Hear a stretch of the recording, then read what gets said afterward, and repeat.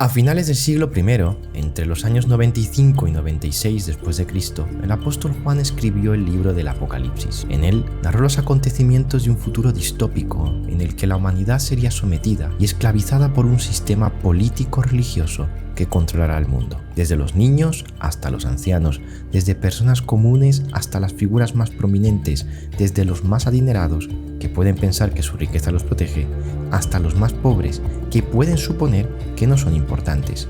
Todas las condiciones civiles y laborales, empresarios, empleados, trabajadores independientes y cualquier categoría laboral, nada quedará exento de este control. Cada ciudadano que quiera llevar una vida normal, comerciar o comprar productos de primera necesidad, tendrán que recibir una misteriosa marca en la mano derecha o en la frente. Pero, ¿sería plausible que esta profecía se diera en la actualidad? ¿Existen evidencias de que ya nos estamos acercando a su cumplimiento? Las respuestas a estas preguntas las podemos encontrar si analizamos el neofeudalismo, la nueva época a la cual estamos comenzando a transicionar. Pero para comprender qué es el neofeudalismo y qué tiene que ver con la profecía de Apocalipsis, primeramente necesitamos entender qué es el feudalismo y qué sucedió en la época medieval. Imagínate por un momento que vives en el año 1200, despiertas en una pequeña cabaña de barro y madera, no tienes tierra propia, no puedes moverte libremente y todo lo que produces va a parar en gran parte a tu señor feudal. A cambio, él te ofrece protección y te permite vivir en sus tierras. Este señor feudal vive en un imponente castillo y controla todo: las tierras, los molinos donde debes moler tu grano, los caminos por donde transitas, incluso las leyes que te rigen. Si quieres usar su molino y no tienes otra opción, debes pagarle una renta. Si quieres vender algo en su mercado, otra renta. ¿Quieres casarte? Tienes que pedir permiso y, por supuesto, pagar otra renta más. La forma que se organizaba la sociedad medieval antiguamente era como si fuera una pirámide. En la parte de arriba, en la cúspide, tenemos al rey. Luego le siguen las figuras de los señores feudales y el clero. Luego también, en el tercer escalón, por así decirlo, tendríamos lo que son las figuras de los artesanos y los comerciantes. Y en el último escalón, o sea, en la base de la pirámide, tenemos la figura de los esclavos o los sirvientes, que eran la inmensa mayoría de la población en aquella época. Esta historia duró casi 1000 años, hasta que algo revolucionario la cambió para siempre: el capitalismo. Durante siglos, la humanidad celebró haber dejado atrás el feudalismo. El capitalismo trajo fábricas, empleos, ciudades más avanzadas y la promesa de que cualquiera podría prosperar si trabajaba lo suficiente. Los antiguos siervos se convirtieron en trabajadores libres que podían cambiar de empleo, mudarse de ciudad y hasta crear sus propias empresas. Parecía que habíamos implementado un cambio que duraría para siempre. Hasta que llegaron el Internet y las plataformas digitales. Al principio, todo parecía maravilloso. Podíamos conectarnos con amigos, acceder a información ilimitada, comprar productos desde casa, trabajar de forma remota y muchas ventajas más. Las nuevas tecnologías prometían democratizar el mundo. Sin embargo, algo extraño ha estado comenzando a suceder desde hace algunos años atrás. En la medida que las sociedades se han hecho cada vez más dependientes de la tecnología, han ido aumentando el número de medidas para controlar a la población, manipularla y cercenar sus libertades. El historiador Christopher Lasch fue uno de los primeros en identificar el problema fundamental. En su obra póstuma La rebelión de las élites, Lasch volteó completamente la famosa tesis de Ortega y Gasset. Mientras Ortega temía la rebelión de las masas, Lasch descubrió algo mucho más peligroso: las élites se habían rebelado contra el pueblo. Estas nuevas élites habían creado un mundo aparte, con sus propios códigos, valores y lealtades. Las élites habían abandonado a la clase media, se habían vuelto ciudadanos del mundo, sin responsabilidades locales, y estaban destruyendo la democracia desde arriba. Si te pones a pensar por un momento, es como si el mundo se estuviese volviendo a reconfigurar en una nueva pirámide medieval, o mejor dicho, en una pirámide neofeudal. Con la llegada sutil y progresiva del neofeudalismo, dejamos atrás una época de libertades para retroceder a un sistema que cada vez se está convirtiendo en más opresor. Retornamos al oscurantismo. Todos los que quieran vivir piadosamente en Cristo Jesús padecerán persecución. La persecución abunda: persecución e intolerancia contra el criterio personal y la opinión particular, persecución contra los que predican con valentía la verdad, Y aunque las evidencias del gran engaño son claras, se rechazan los mensajes de exhortación. Esto supone el fin de las posturas intermedias, del pensamiento crítico y de la relatividad de ideas y de opinión. Ya estamos viviendo los efectos cada vez mayores de la polarización, el renacer de los valores absolutos, o blanco o negro. Ya no te puedes quedar neutral ni podrás ser tibio. Lo relativo se extingue y renace el tú contra mí.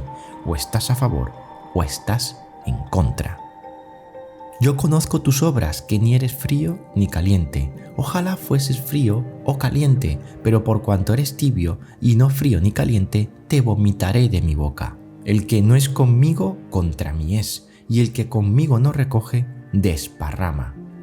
Ay de los que a lo malo dicen bueno y a lo bueno malo, que hacen de la luz tinieblas y de las tinieblas luz, que ponen lo amargo por dulce y lo dulce por amargo. Es un mundo que da por válido nuevamente la voz de la religión.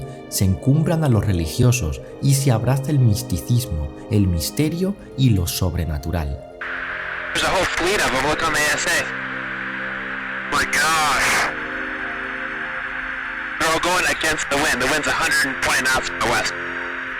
Las apariciones, lo desconocido, el contacto con las inteligencias superiores están volviendo a ser la guía de nuestra civilización. El pensamiento racional y naturalista tendrá que convivir con lo espiritual y lo desconocido. Un mundo en el que todos tienen que creer en algo o en alguien, unos por amor y otros por conveniencia.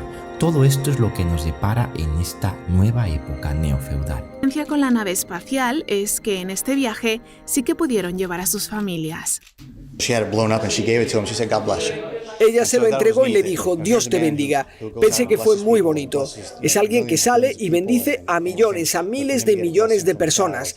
Pero para él, recibir una bendición de un niño fue realmente especial. Joel Kotkin, geógrafo y escritor estadounidense, visualizó el futuro como una sociedad de servidumbre masiva, donde una pequeña élite controlaba a una población empobrecida, quienes trabajaban para los nuevos aristócratas, coincidiendo con la visión de Lasch. Y esa visión no dista mucho de lo que está pasando. El sociólogo Charles Murray documentó estadísticamente la separación de las clases en América. Su investigación mostró que la élite educada se había separado completamente del resto de la sociedad. Así se presenta la paradoja de Murray. Las élites tienen vidas estables y exitosas, matrimonios duraderos, familias fuertes, trabajo disciplinado, pero promueven políticas que destruyen estas mismas virtudes en las clases más bajas. La clase alta creció del 11% en 1971 al 19% en 2023 y esta concentra el 67% de la riqueza total a nivel mundial. La clase baja aumentó del 27% hasta el 30% en 2023. Solo el 50% más pobre del mundo tan solo posee el 2,5% de la riqueza a nivel mundial.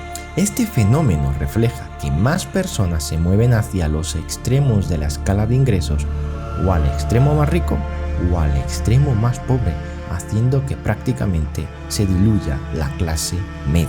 Según un informe de la OCDE, la clase media de los países desarrollados está viendo estancados o en declive sus ingresos, mientras que los hogares más ricos siguen acumulando una mayor proporción de la riqueza. Más de 1 de cada 5 hogares de la clase media de la OCDE gasta más de lo que gana. Muchos afrontan grandes dificultades para cubrir gastos crecientes como vivienda, salud o educación, que aumentan más rápido que los salarios. El informe advierte que la inseguridad económica y el miedo al empeoramiento futuro se están extendiendo con un aumento de la sensación de abandono frente al sistema político y económico. Todos estos datos lo único que demuestran es que se está acercando el fin de una época y el comienzo de un nuevo periodo en la historia de la humanidad. Según estos datos, ¿cómo se conformará esta nueva época? ¿Cómo viviremos en este nuevo periodo? Para esto, vamos a analizar primeramente cómo se organizará la sociedad en la nueva pirámide de poder que ya se está conformando.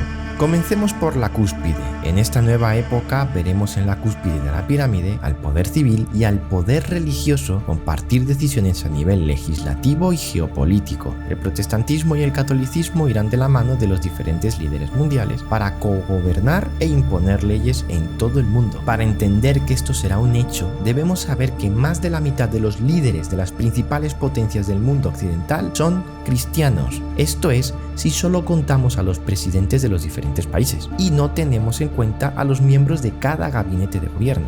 Si además de esto evaluamos el comportamiento de los miembros del gabinete de gobierno, veremos cómo claramente hay una tendencia generalizada a hacer una manifestación pública de la fe, rozando casi el proselitismo religioso. It's everything that led up to it. It's been very clear from the beginning that President Trump views this as In the name of Jesus, who is Lord, Christ our King. We attended a Good Friday prayer service in St. Peter. King Jesus, we come humbly before you, seeking your face, seeking your grace, in humble obedience. Y si tomamos en cuenta a otros líderes influyentes de las diferentes potencias occidentales, aunque su ideología o creencia religiosa no sea necesariamente el cristianismo, notaréis que prácticamente todos, si no todos, necesitan estrechar lazos con el Vaticano, aunque estos sean contrarios ideológicamente o ni siquiera crean en Dios. No, el Papa, sí, lo voy a decir de frente, es el representante del maligno en la tierra. Es su primera imagen pública juntos. Acaba la Eucaristía y el Papa Francisco va a saludar al presidente argentino Javier Milei. Por último, debemos analizar también cómo las barreras entre el poder civil y el poder religioso simplemente se están diluyendo. Ahora mismo, dentro de la propia agenda ideológica de muchos líderes, se están dando pasos para empoderar a los grupos religiosos y comenzar a imponer las creencias y la liturgia de forma completamente sesgada, cercenando la libertad de conciencia. Otro ejemplo lo podemos encontrar en las diferentes leyes dominicales que se están promoviendo por Europa, donde la gente ni siquiera va a poder abrir un negocio en el día domingo. O sea, aunque no seas un creyente cristiano, vas a tener que someterte a una ley regida bajo un credo cristiano, algo insólito que quebranta la libertad de conciencia de cada individuo. Pero esto solamente era la cúspide. Ahora hablemos del segundo escalón. Las grandes empresas tecnológicas se están convirtiendo en los nuevos feudos y los que gobiernan estas empresas son los nuevos señores feudales. Estos son los mismos que se lamentarán cuando caiga el sistema neofeudal, porque sí, caerá. Este sistema no será para siempre y eso es lo que se refleja en la profecía de Apocalipsis 18. Pero esta profecía no la analizaremos hoy, sino que lo haremos más adelante en este canal. Así que si no te lo quieres perder, te invito a que te suscribas, le des a la campanita para que no te pierdas las notificaciones cada vez que saque un nuevo vídeo. Y ahora sí, volvamos donde lo dejamos. Como te decía, las grandes fortunas tecnológicas de este planeta ofrecen servicios que prácticamente se han convertido en espacios donde desarrollamos nuestra vida cotidiana y de la cual no podemos escapar. Se han convertido en una parte vital del ecosistema empresarial y personal a nivel mundial y muchos negocios dependen en gran medida de estos servicios para poder realizar su actividad económica. El control del ciberespacio se convierte en el equivalente contemporáneo al control de la tierra en el feudalismo medieval. Las plataformas digitales son como feudos modernos, donde la gente trabaja sin ser pagada a cambio de usar los servicios. El especialista en seguridad informática Edward Snowden ha advertido en diversas ocasiones que la tecnología blockchain y las criptomonedas, de las que tanto se habla y de las que tanto se afirma que darán libertad a las personas que las tengan, lejos de ofrecer un anonimato absoluto, exponen la vida financiera y personal de sus usuarios, generando una peligrosa falsa sensación de privacidad. En el Bitcoin Conference de Nashville, el 26 de julio de 2024, Snowden dijo que el Bitcoin es anónimo solamente en parte. Las transacciones se pueden rastrear a personas reales. Cada movimiento está regulado y deja un rastro permanente que revela información personal y datos sobre tus ideologías, creencias y hábitos. Y un señor neofeudal puede prohibir y censurar a todos aquellos que mantengan una opinión contraria al nuevo sistema. Como ya vivimos en 2020, donde hasta el propio Mark Zuckerberg reconoció que impulsó medidas para coartar las opiniones de sus usuarios.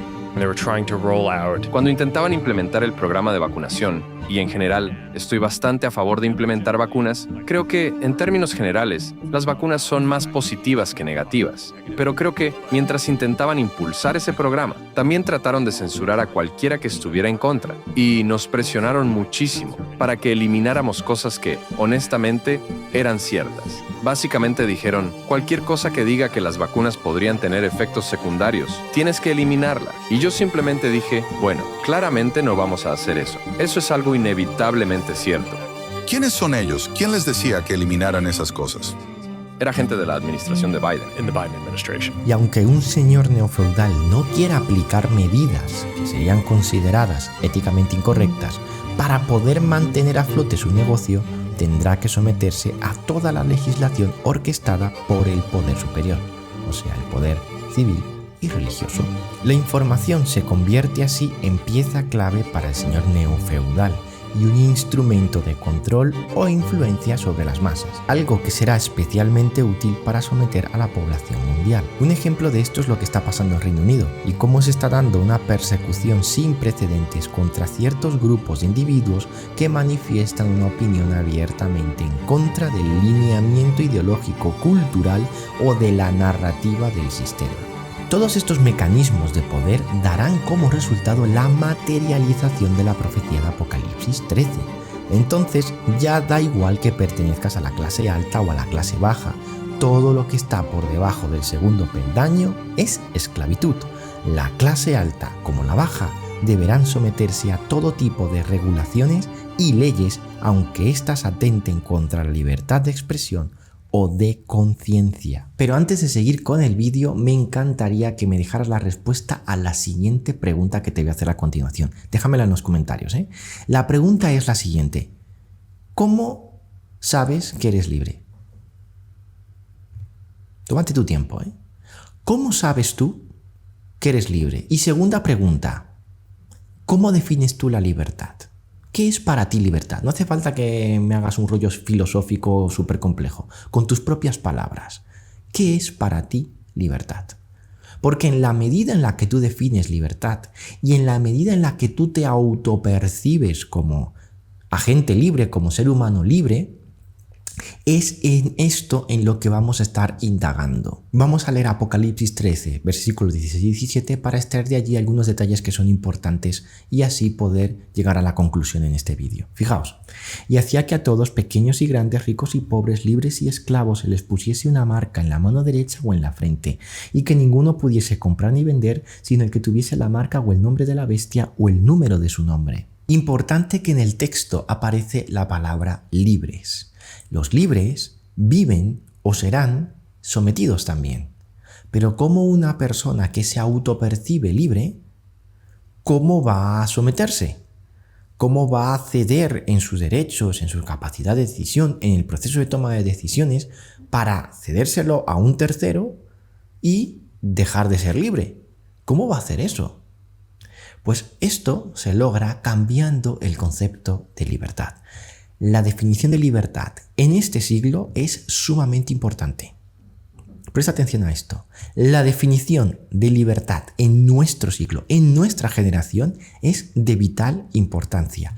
¿Cómo definas tú tu libertad? Eso puede llevarte a vivir sometido creyéndote que eres libre, aunque es mentira, o ser verdaderamente libre, que ahora vamos a hablar de eso, que es verdaderamente libre, ¿sí? Si en los comentarios tu definición de libertad ha sido que puedes comprar, que puedes vender, que puedes tener un negocio, que puedes alquilar una casa, que puedes decidir con qué ropa vestirte, si esa es tu definición de libertad, si tu definición de libertad se basa exclusivamente en la capacidad de decidir qué consumir, entonces no eres libre. Esto tiene que quedar muy claro. El hecho de que yo pueda decidir qué consumir no significa necesariamente que sea libre. De hecho, en una cárcel, los reclusos, los presos, pueden decidir hacer cosas. Y eso no quita que estén en libertad. Por ejemplo, un preso en una cárcel puede decidir si jugar o no al baloncesto. Un preso en una cárcel puede decidir si comer o no determinados alimentos. Un preso en la cárcel puede decidir si dormir de pie o sentado. Tiene un rango de decisiones y eso no lo hace necesariamente libre, ¿sí? Entonces, el concepto de libertad va mucho más allá de nuestro proceso de toma de decisiones respecto a lo que consumimos. Pero en nuestra cabeza nos están tratando de insertar la idea de que tú puedes ser feliz mientras tengas la capacidad de decidir lo que vas a consumir. Les ponen la serie de televisión, pueden decidir en qué canales se pueden conectar, pueden decidir qué películas quieren ver, pero se las está ofreciendo todo el sistema. El sistema es el que les está ofreciendo qué consumen y qué no consumen. Es el sistema el que le está dando el rango de decisiones, como los presos en la cárcel, de qué pueden hacer y qué no pueden hacer. Ellos siguen estando presos, ¿vale? Pero como dice, pues como puedo decidir, ¿no? Pues ya está, ya soy libre. Y eso no es libertad. Mucho cuidado, eso se extiende también a los negocios. Aquí no dice que van a ser suprimidos todos los negocios. Aquí no dice que va a ser suprimida la compra y la venta. Aquí lo que dice es el que se someta va a poder seguir comprando y vendiendo. Esto es muy importante en Apocalipsis 13. Cambia completamente el panorama. No está diciendo vais a ser esclavos y nada de compra y nada de venta. No, te está diciendo que vas a poder comprar y vas a tener que vender y vas a poder vender, pero no lo vas a poder hacer fuera del rango de opciones que te ofrece el sistema. Y si esas opciones se salen de la narrativa del sistema, si esas opciones y esas elecciones se salen de lo preestablecido por el sistema, entonces tú eres un peligro y un rebelde. Y hay que perseguirte y hay que castigarte. ¿Cómo te castigamos? Quitándote la capacidad de poder comprar y vender. O sea, quitándote la capacidad de poder tomar decisiones en los hábitos de consumo. Porque el sistema considera que libertad es una persona que tiene capacidad de decisión de lo que va a consumir, ¿sí? Entonces vemos cómo este Apocalipsis 13 nos ofrece un detalle muy interesante y muy rico de lo que se nos viene encima, y por eso es importante que entendamos bien qué es la verdadera libertad. Y la verdadera libertad la define Jesús de una manera espectacular. La podéis encontrar en Juan capítulo 8. Juan capítulo 8 nos presenta este modelo de libertad según Jesús. En el versículo 31 y 32, Jesús se dirige, en Juan capítulo 8, versículo 31 y 32, Jesús se dirige a un grupo de judíos que se han convertido, supuestamente, al cristianismo. Son judíos que han creído en él, ¿sí? Y les dice lo siguiente: si vosotros permanecéis en mi palabra, seréis verdaderamente mis discípulos. Esto es un dato muy interesante, pero no vamos a analizar este detalle ahora. Y dice, y conoceréis la verdad, y la verdad os hará libres. Esta frase típica tan conocida. Hay gente todavía a día de hoy que piensa que la verdad a la que se refiere Juan capítulo 8 es una verdad de adquisición de conocimiento. El descubrir que ha habido un sistema que está haciendo acciones corruptas. Hay gente que piensa que conocer la verdad implica descubrir o destapar las atrocidades que está haciendo el sistema y las acciones entre las sombras de un estado secreto. No, eso no es la verdad que habla Juan capítulo 8. Juan capítulo 8 habla de conocer la verdad, quiere decir de mantener una relación con la verdad.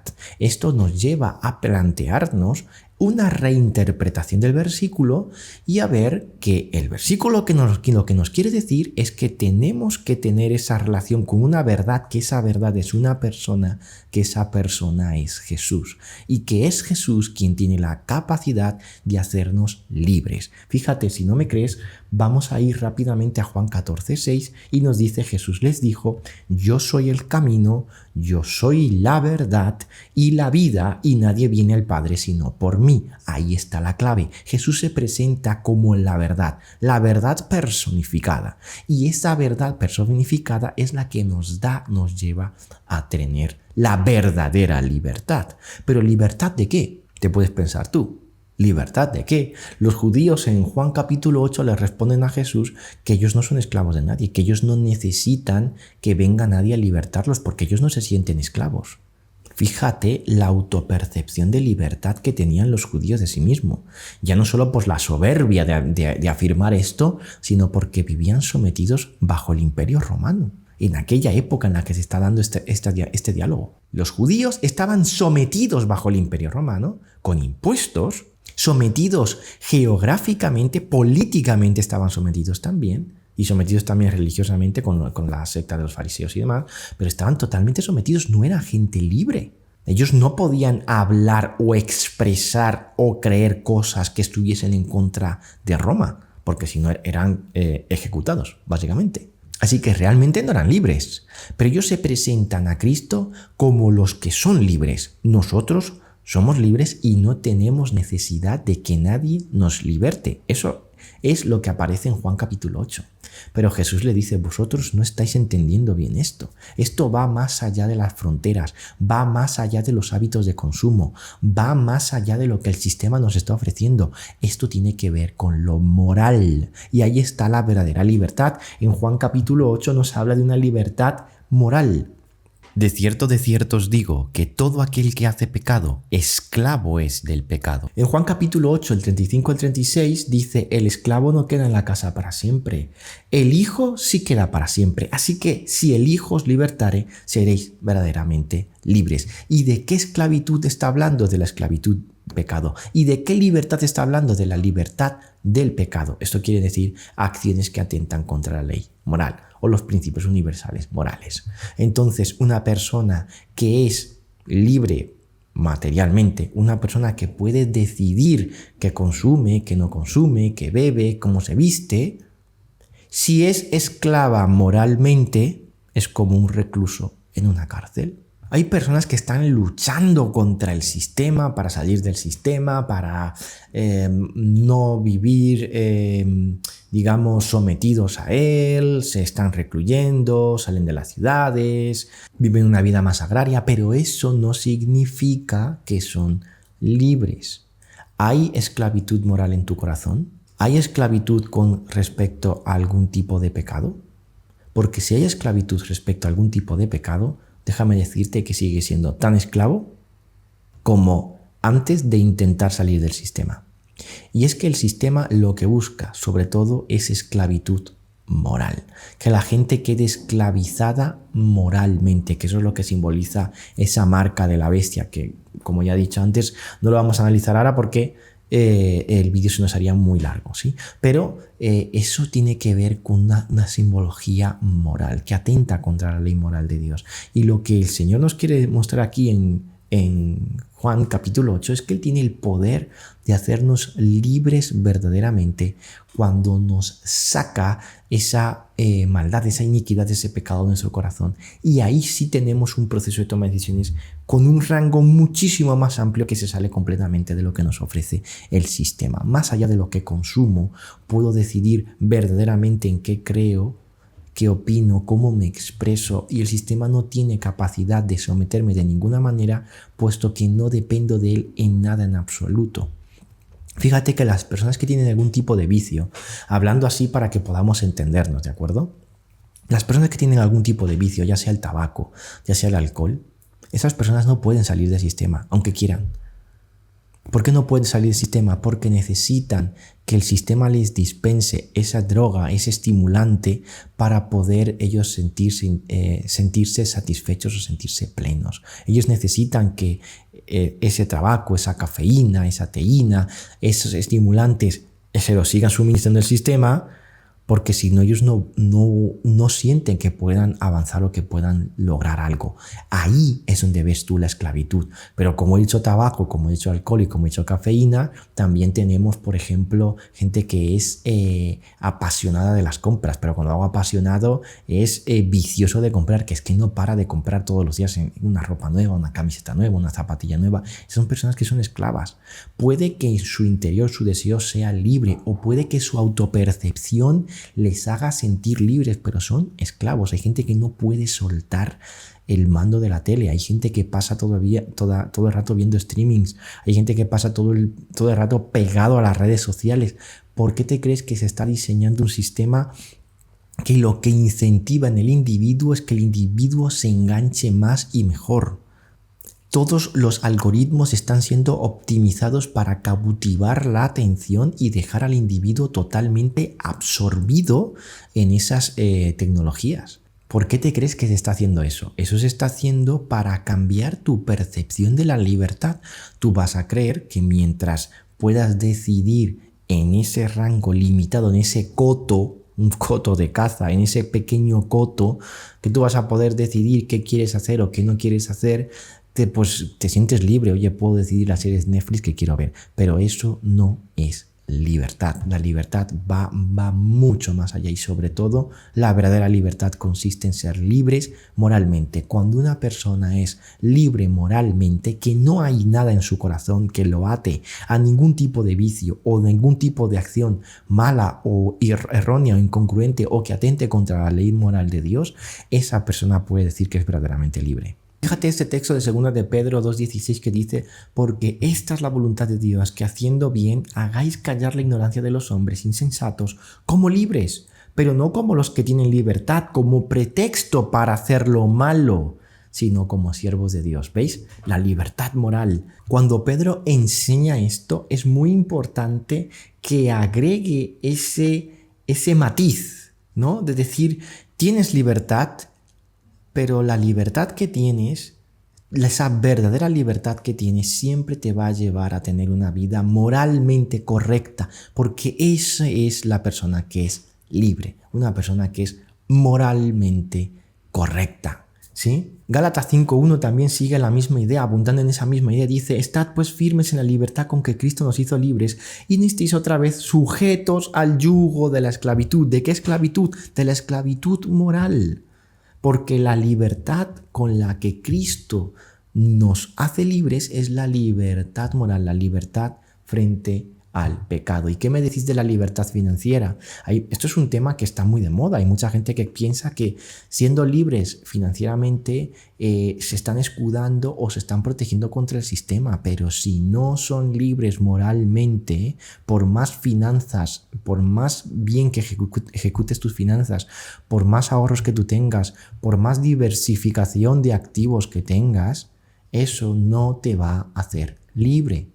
Siempre va a haber algo en ti que el sistema pueda optar o pueda tirar. Siempre va a haber una palanca en tu corazón que el sistema va a poder tirar de ella. Si no es la adicción del trabajo, va a ser el sostener tu negocio. Si no es el sostener tu negocio, va a ser cualquier tipo de cosa como el amor al dinero, la ambición, el poder. Siempre va a haber algún tipo de elemento en tu vida del cual el sistema se va a poder agarrar para someterte. Por eso es que aún los ricos, como ya hemos analizado anteriormente, aún los ricos se someten también, tienen un gran poder adquisitivo, pero eso no les permite ser libres del sistema. Se tienen que someter totalmente a él, aunque tienen las finanzas perfectamente y podríamos decir que han alcanzado la libertad financiera, siguen moviéndose en ese pequeño coto de caza, en esa pequeña cárcel de 4 paredes de las cuales no pueden salir porque han sido totalmente condicionados y su vida ha sido totalmente condicionada. ¿Por qué crees que la mayoría de líderes que están ahora gobernando son líderes que han fomentado durante toda su vida acciones y actos inmorales? Es que el sistema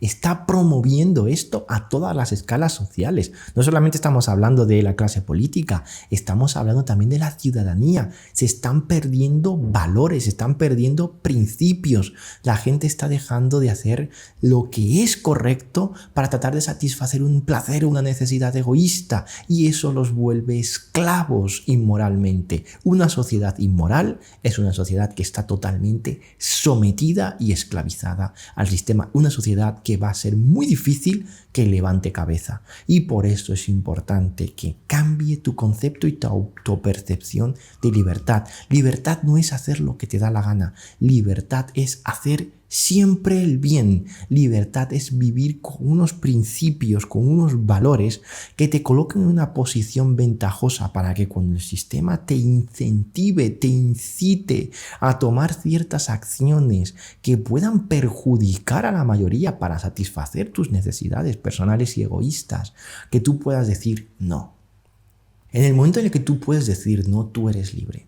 Y da igual en qué clase de escalafón social estés, da igual si eres de clase política, ya da igual si eres un empresario, da igual si eres un trabajador por cuenta ajena, eso no importa. En el momento en el que tú estás tomando las decisiones adecuadas como para ser verdaderamente libre, las decisiones que realmente te alinean con los principios universales del bien, en ese momento tú eres una persona libre y no hay nada en tu corazón, no hay nada en ti de la que nadie se pueda agarrar para poderte someter. Queda por ver cómo se irán desarrollando los acontecimientos. La profecía se cumple ante nuestros ojos de forma imparable, mientras una pregunta sigue en el aire. ¿Estamos preparándonos para sortear esta nueva época neofeudal? Si te ha resultado de utilidad este vídeo, no se te olvide compartir para que más personas conozcan la verdad.